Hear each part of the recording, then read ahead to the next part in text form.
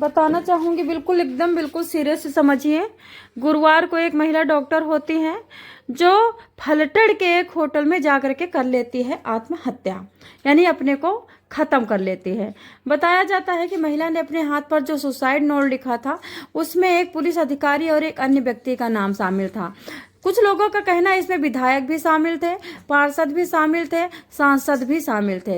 Actually महिला का आरोप है।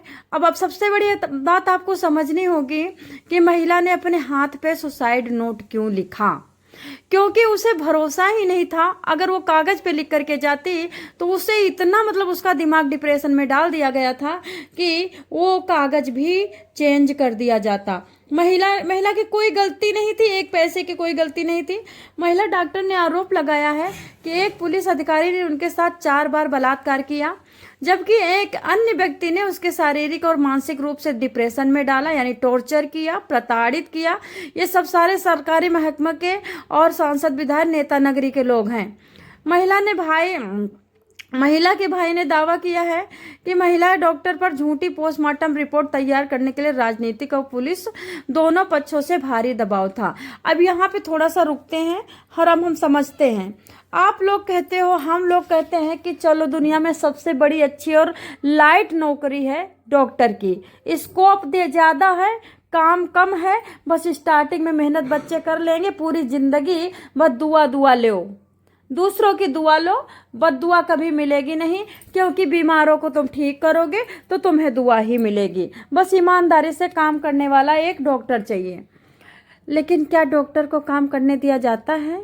क्या डॉक्टर के ऊपर किसी अपनी मर्जी से काम करने की छूट है क्या डॉक्टर को?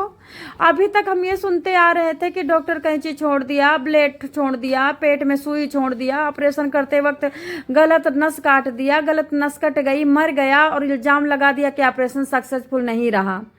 क्योंकि देखो, कुछ चीज़ें ऐसी, जैसे सोना लेने जाओगे तो आपको पीतल मिलेगा, आप कुछ भी कर लो, क्योंकि तुमको सोने की नॉलेज नहीं है।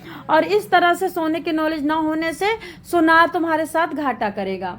इसी तरह से आप अगर डॉक्टर के जाओगे तो डॉक्टर भी आपको लूटेगा ही लूटेगा, क्योंकि डॉक्टर के बारे में भी कहा जाता है कि किसी को नॉलेज नहीं है। उसके बाद महिला के रिश्तेदारों ने यह आरोप लगाया कि उन्हें सांसद के निजी सहायक से ऐसी झूठी रिपोर्ट बनाने के लिए फोन आते थे। अब भाई कह रहा है और अन्य रिश्तेदार कह रहा है कि जो हमारी डॉक्टर थी बेचारी, उसके ऊपर सांसद दबाव बनाते थे, विधायक दबाव बनाते थे, उसके ऊपर राजनीतिक दबाव बनता था, मार दिया जाता होगा। अच्छा भैया, तुमको क्या करना? तुम अपना राजनेता बने हो, नेता करो, नेतागिरी करो ना, तुमको बॉडियों से क्या लेना देना है?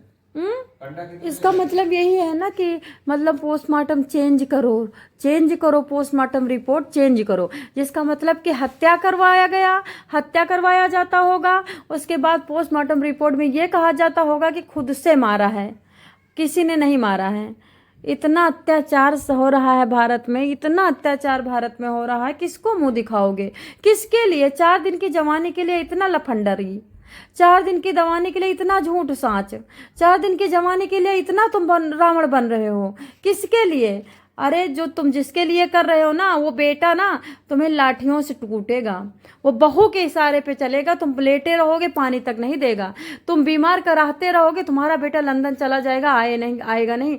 आप देखिए मुंबई के जज की बात, 3 महीने तक अंदर पड़ा रहा विकलांग जज, जो उठाए से उठता था, बैठाए से बैठता था, हाथ पांव उसके लुंज हो गए थे। जज ने भी कुछ किया होगा, जब भी तो लुंज हो गए। बेटा घूम रहा था ऑस्ट्रेलिया, जब बेटा लौटा तो जज के शरीर को कीड़े खा गए और उसके अंदर की हड्डी भी कम मिली, वो भी सूख गई थी पूरी तरह से हड्डी। तो किसके लिए अफलातून बन रहे हो? किसके लिए रावण बन रहे हो?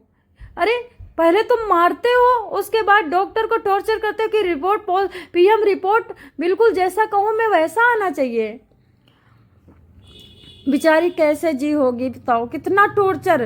पुलिस महिला डॉक्टर के साथ बलात्कार करती है, महिला डॉक्टर के साथ पुलिस बलात्कार करती है, और पुलिस भी जाकर के वहाँ पे और वहां पे सांसद विधायक से पुलिस मिली हुई है, वे पुलिस का क्या कुछ कर पाएगा।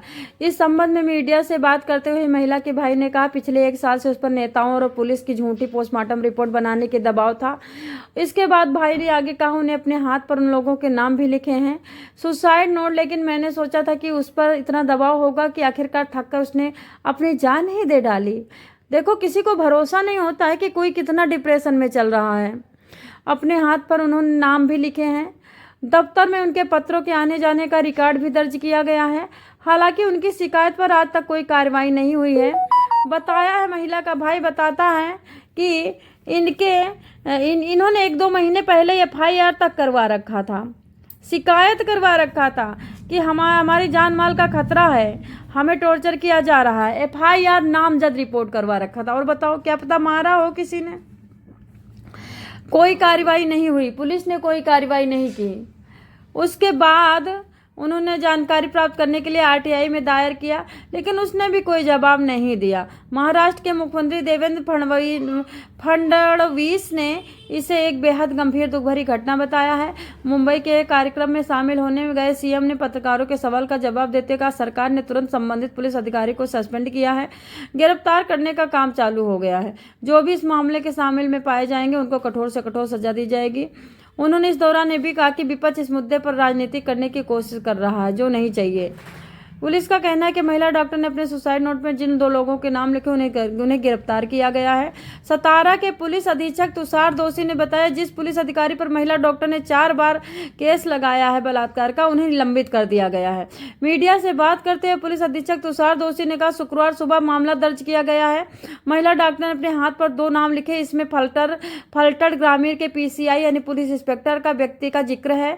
डॉक्टर ने अभियुक्त पर शारीरिक मानसिक प्रताड़ना के साथ साथ बलात्कार का भी आरोप लगाया है।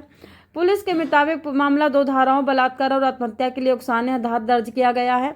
सब इंस्पेक्टर के खिलाफ मामला दर्ज कर लिया गया है, इसलिए उन्हें तुरंत निलंबित कर दिया गया है, यानी सस्पेंड कर दिया गया है। पुलिस से एक सवाल किया गया था कि महिला डॉक्टर ने शिकायत की थी तो उस पर रिपोर्ट क्यों नहीं बनी।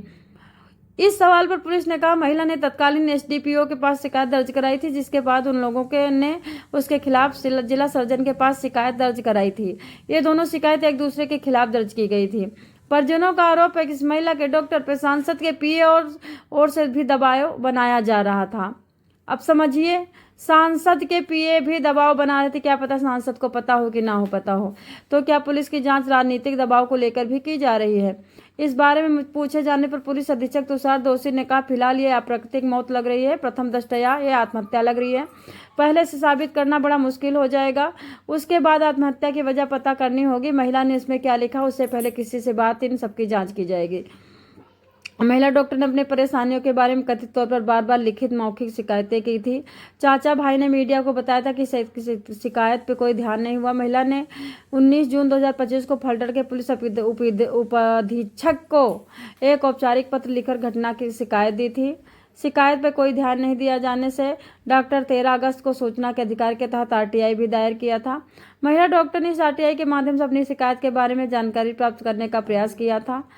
बताया जाता है कि महिला डॉक्टर की आत्महत्या का मामला बेहद गंभीर है। इस महिला की ओर से लिखे गए सुसाइड नोट में अपने वरिष्ठ अधिकारियों के बारे में बताया गया है। पिछले कुछ दिनों शारीरिक और मानसिक रूप से प्रताड़ित किया जा रहा था। फिलहाल दोस्तों, ये मुद्दा बहुत बड़ा है, बहुत दिन चलने वाला है। मैंने आपको शॉर्टकट बता दिया है कि महिला बेचारी कागज में लिखने से डरी कि कागज भी चेंज कर दिया जाएगा। लोगों को मारा जाता था मारने के बाद PM रिपोर्ट चेंज करवाने के लिए दबाव बनाया जाता था, टॉर्चर किया जाता था और महिला को बुला करके पुलिस ने कई बार बलात्कार भी किया। सांसद ने दबाव बनाया, इसलिए उसने सोचा कि अब मेरा जीवन खत्म है और उसने नाम लिख करके ख़त्म कर दिया अपने आप को। आप लोग क्या कहोगे कि सरकारी महकमे में बैठे लोग 2 कौड़ी के 2 टके के पैसे के मत में घूमते हुए हाथी, इनका क्या हाल होना